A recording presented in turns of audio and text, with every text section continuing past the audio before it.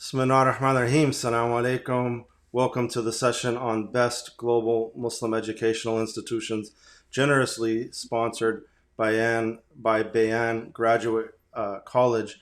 We're here with our brother Imam Jihad Turk. Assalamu alaikum.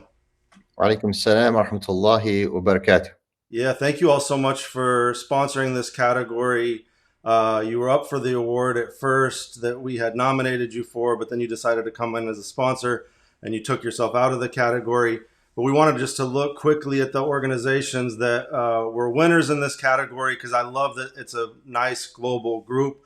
Zawiya Institute from South Africa, they're celebrating their 100-year anniversary this year. So an example of a place where they're doing English language Islamic education, and they do Arabic as well, but 100 years old now, right? Cambridge Muslim College, a newer school, Dar al-Mustafa in Yemen. And we focus mostly on English language institutions, but Dar al-Mustafa had an amazing program where they translated their 40 days of their Dawra program into English for the first time ever. So we wanted to recognize them. Imam Ghazali Institute has been publishing these really incredible works this year, including the gorgeous copy of the Shamel. Kalam Institute in outside of Dallas. Senate Trust is an organization that's trying to bring homeschooling online for children throughout the United States, and they started in Miami, now they're nationalizing. And then Teba Foundation, of course, focused on outreach and education in the prisons. Rabata doing amazing work with female scholars and training women. CASIS in Malaysia, of course, is the institution founded by Sayyid Muhammad Naqib al-Atas, and an amazing institution. The Yaqeen Institute, founded by Sheikh Omar Suleiman. And then, of course, Zaytuna College, which most people know about. But mashallah, so that's the group, an amazing group of global educational institutions. It's promising to see how much is happening in the education space. When will we know the winner? So we'll announce it on Sunday of who won the audience award, but we consider everyone to be winners because the idea for us was about building ecosystems and building up the community in exciting ways. And I think what's cool is that so many different educational institutions focused on so many different areas. Well, I think it's wonderful just because, as American Muslims, at least, even though some of those institutions are global or outside the US, it's exciting to see the evolution and the maturity of the community, from mosque building to networking organizations like ISNA and ICNA, to Islamic schools at the elementary level, and now graduate level or college level or more sophisticated education for leaders within the contexts of the United States or the West. I think it's exciting, and I think the more the merrier. And there's a big gap there in terms of the preparation of the next generation of religious leaders and scholars. So this is promising and exciting. Yeah, and I think, of course, what's different about this year also is that because we're maybe not going to our local masajid, now the world is kind of our oyster in terms of what we can choose from. And so with those institutions as example, I've watched programs from some of each of them. And as we all move into the digital space, of course, we have more and more choices. And I think that even post-COVID, all this is going to do is accelerate online learning, and everyone will continue probably live streaming even their local programs moving forward, inshallah. But yeah, I'm really excited also, of course, about what you all are doing with Bayan, and that's why we included you in the list from the beginning. So since this program is about that, the mix of how spiritual impact creates social impact, I love that your college is really between both of those realms, and you have some really amazing students working who are representative of both of those things. But what for you, as the founder of this institution, what was your own spark and journey to create this college? Well, as I oftentimes call myself, I'm an American kid from Arizona whose mother is from Oklahoma, from the Midwest, and my father is from Jerusalem. He's Palestinian Muslim. And he immigrated to the States in the 50s. There weren't very many Muslims or mosques at that time in the United States. I remember when he moved to Merced, California, the local paper wrote an article. I saw a clipping in his scrapbook. Arab boy moves to Merced to begin life he dreamed of. It was just a different world back then. And he was sponsored by a local businessman. He came by himself, finished high school in California, and then met my mom. They got married, moved to Arizona, where I was born and raised. And, being born in the 70s in the United States in a place like Arizona, there weren't a lot of Muslims, first of all. And figuring out one's identity in that context and one's spiritual path was an undertaking. I was fortunate to have gone to Mina in the early days of the Muslim Youth of North America, their winter leadership camp, and the Quraishi camp, something that my father had been going to since the 1964. It's the oldest Muslim youth camp in the United States. So I had some foundations or some exposure to Islamic scholars that would be speaking there from around the country and even some internationally.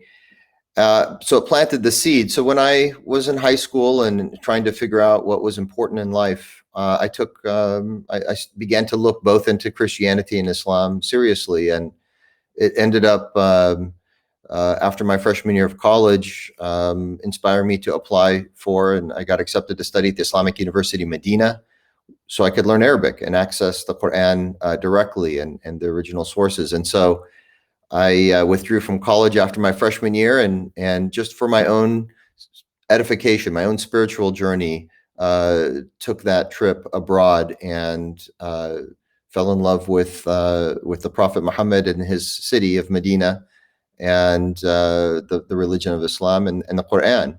And there and then in the deserts of Arabia, decided what I wanted to do, which was to come back to the United States and changed my major from engineering.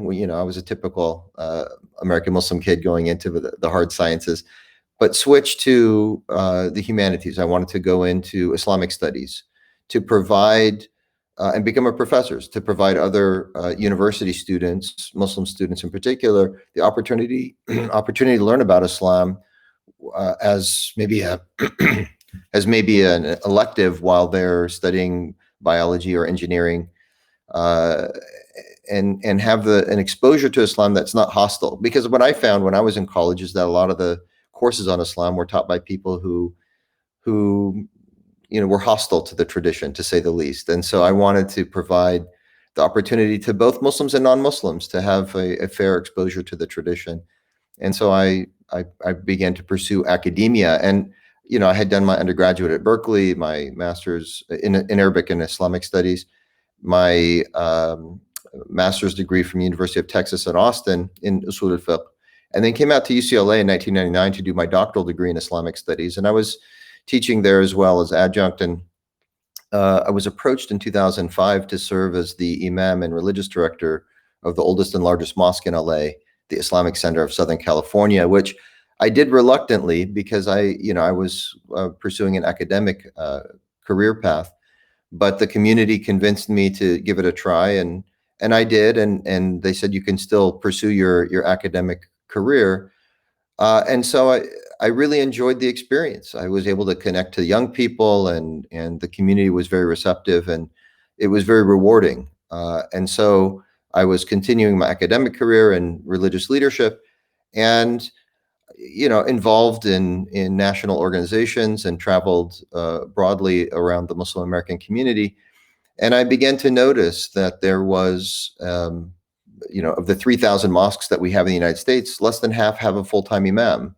And many of the imams that were born, raised, and educated abroad were struggling to connect to young people or figure out how to effectively lead the very talented and diverse American Muslim community to be civically engaged and to transform the narrative about our community in the public imagination. So the opportunity came along in 2009 for us to begin an accredited master's degree right from the beginning by being incubated by a Christian seminary, Claremont School of Theology, a 130-year-old Christian seminary here in Southern California.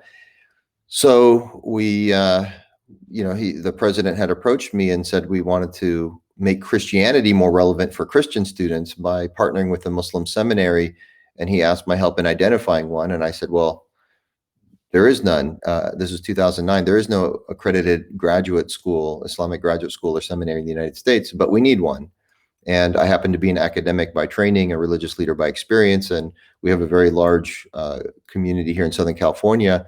I think I can rally the community behind the idea of starting one. And so we announced it in 2010, and our first incoming class of 3 students was in 2011 with a degree aimed at preparing the next generation of religious leaders and scholars, not to take you from 0 to imam in 2 years, but in a 2-year period, take someone who has training abroad and fill in the gaps, provide maybe a broader approach to the study of Islam, an academic approach, but also provide leadership skills, community organizing, nonprofit management, identity formation of young people, counseling, public speaking, etc. So interfaith and intrafaith relations. So what we did is we developed a program that was half the academic study of Islam and half leadership training for American Muslim leaders.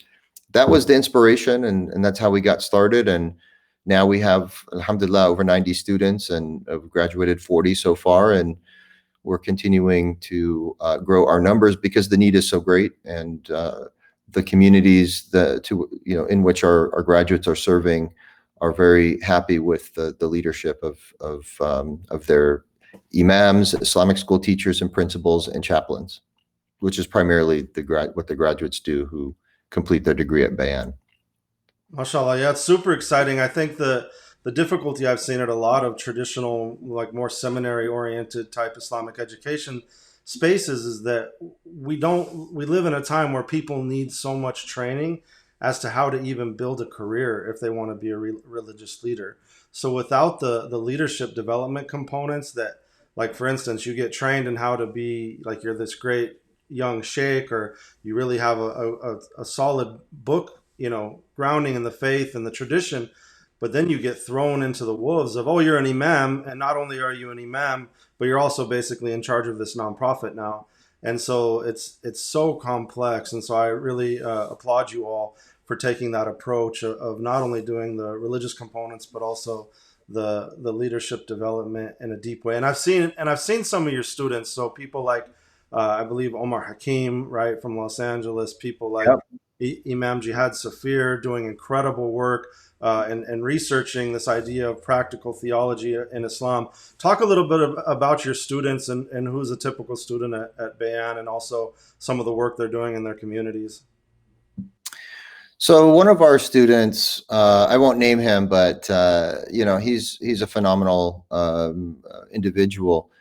He was born and raised here in the United States, and then traveled abroad and did 7 years in Islamic law, bachelor's and master's degree abroad, and then was hired by a suburban mosque here in the United States that was looking for the unicorn, someone who can relate to their kids because he's American born and raised and culturally American, but who has authentic knowledge from a respected institution abroad, which he had both of those two things. So they hired him. Wonderful individual, but then the leadership of the mosque called me in a panic, and they said, "Jihad, we need your help." I said, "What's the problem?" They said he's not connecting to the young people, and his khutbahs, they're just not resonating with the community. Help. And I said, well, this is what we're designed for. We're designed to give professional development to imams that are already serving communities. And we do this in an executive master's format, meaning the students only have to come on campus during normal times, not during COVID times, 1 to 2 weeks a semester. The rest is online. So I said, keep him as your imam, and then just pay for his tuition, which is about $22K a year, and send him to Bayan. And support him in that process, and we'll help polish him up and get him ready for prime time. So they did that, and we augmented his skill set and his training with leadership skills, public speaking skills, how to put on programs, identity formation for young people. It's huge, right? So this is really an essential part of what an imam does in the United States, but they receive no training in that from whatever institution abroad they might have studied at. So 2 years later, fast forward, he graduates. The whole community that sent him there came out for his graduation, smiles from ear to ear. And I spoke with the person, the founder of the mosque, who had reached out to me originally. And he said, I don't know what you guys did there, but we couldn't be happier. He's phenomenal. He's fantastic. And he's now applying for a graduate program in Islamic study, a PhD program in Islamic studies, so he can continue his learning and attain another credential in Islam, in addition to his accredited master's degree from Bayan. So it's a win-win. The imam gets accredited master's degree and the skill set. And usually what I tell communities is, look, if you have somebody who has character, charisma, and commitment to your community, send them to Bayan, and we'll get them polished and ready for prime time, as I said before. But we'll augment their skill set and help them be most effective in the leadership role that you've hired them to serve, and broaden their grounding in the Quran and the Sunnah and the tradition of Islam in a way that they can access that tradition in an authentic way, but express it and present it in a way that's meaningful and relevant for the very diverse community that is the American Muslim community. So, and then if they pay their tuition, let's say they hire someone 60, 70,000 a year to serve as the imam, they send them for an additional 22,000 a year to Bayan. At the end of that time, they can then, now that they have an imam with greater skill set and a credentialed, an accredited credential, master's level credential, they should bump up their salary by the 20+ thousand that they were spending on their tuition in Bayan, if they in fact like that individual.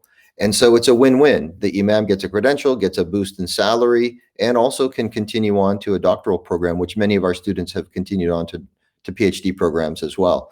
So that's kind of the winning formula for most communities. Now, if you find someone who has not studied abroad, you can still send them to Bayan to be a fantastic, let's say, youth director or executive director for your masjid, because a lot of masajid now need leadership that don't necessarily have all of the bona fides of someone who studied abroad, but is really skilled at leading the community and putting on programming and running a not-for-profit and adopting best practices. And so that's another option, is send someone who doesn't have the training from abroad, but who you believe in for their credential at Bayan, and have that person serve in another capacity.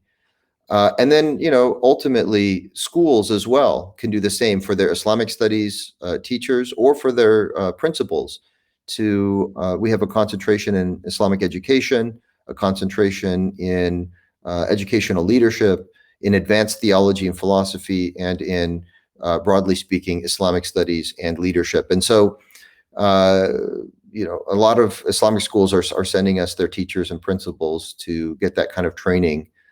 Because identity formation, I would say, for young people is the biggest challenge we're facing in this country. I mean, we see the numbers of masajid growing, we see the community growing, but the stark reality is, I would estimate that less than 20% of the American Muslim community attend a masjid with regularity. And that means that 80% are losing connection to community, their identity, and some percentage are leaving the faith altogether. So we have, even though we'll most probably have increased numbers due to continued immigration to this country from Muslim majority countries, I think for us to be a successful community here in the United States, we have to figure out how it is that we can effectively pass on the faith to the next generation. And I think that having institutions like the ones you're awarding in this conference and featured on this panel is the first important step to achieving that. We need to plug into the hardware that we've invested. I've estimated over $5 billion with a B in mosque building, in infrastructure and hardware. We need to plug into it the software, the human element, the leadership. We need to invest in that now to make those institutions successful and thrive. Yeah, while at the same time building a really strong ecosystem within our educational institutions, so we're actually feeding into one another, because that's the reality, right? Is I don't see the Islamic schools connected to each other. I don't see them feeding naturally into now the colleges that are being built. So, what is an ecosystem in the educational space look like, and how do we strengthen it? So, I think that that's part of what we're trying to do here as well, is create spaces where people can come together and see what the work that they're doing, not only in the United States, but around the world. I wanted to play this really beautiful video and talk about the Muhammad Ali Scholarship, to talk about some of your students real quick. So here's the video now. How many here believe there's a supreme being, believe there's a God? How many believe there's some power that made the sun, the moon, the stars? How many believe that this stuff didn't just come out here? Somebody wiser than us made it. How many believe there's a God? The spiritual legacy of Muhammad is love. I mean, it's what he's done all of his life, and that is the message of Islam, is love. And he knows this, I know he knows this, that of the tremendous work that Bayan is doing in his honor, and I know he would be immensely pleased at this. My name is Fatin Saifullah. I'm from Las Vegas. I've been a resident Imam of Masjid Al-Sabur for the last 18 years, and I've been fortunate this year to receive a scholarship, the Muhammad Ali Scholarship. Assalamu alaikum. My name is Corey Majid, and I am a Muhammad Ali Scholar at Bayan Islamic Graduate School. My name is Hamza Abdul Malik. I am the Imam of the Midtown Mosque in Memphis, Tennessee. I'm originally from one of the first communities that was started by Imam Zaid Shakir in New Haven, Connecticut. And I really appreciate Muhammad Ali Scholarship because it's continuing the legacy of spiritual and social leadership that Muhammad Ali left.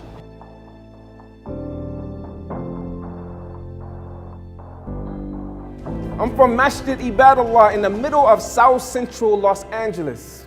You see, I grew up around individuals who have done 22 years in prison, 25 years in prison. Bayan has given me an opportunity when I'm able to stand before you all and say that I'm a graduate. I graduated with my master's. It's not just me graduating.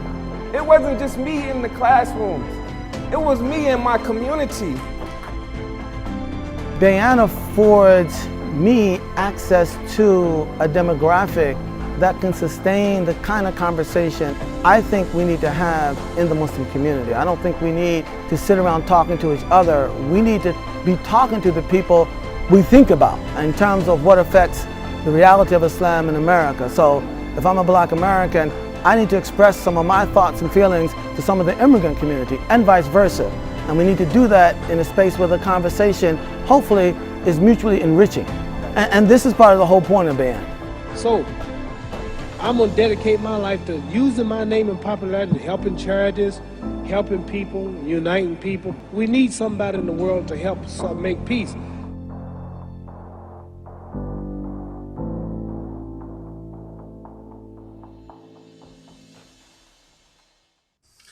Yeah, mashallah. I love that. I love that video. I think the end of it as well, those words from Muhammad Ali talking about his legacy of charity and building the faith. People don't realize the scale at which he built masajid around this country, and how much of the money he made boxing he ended up giving into the community. And also that even after his career, he would sign pamphlets of the Quran rather than signing anything else. And I know you had the blessing to know Muhammad Ali, and there's a really unique story with this scholarship. Could you tell us some of that story?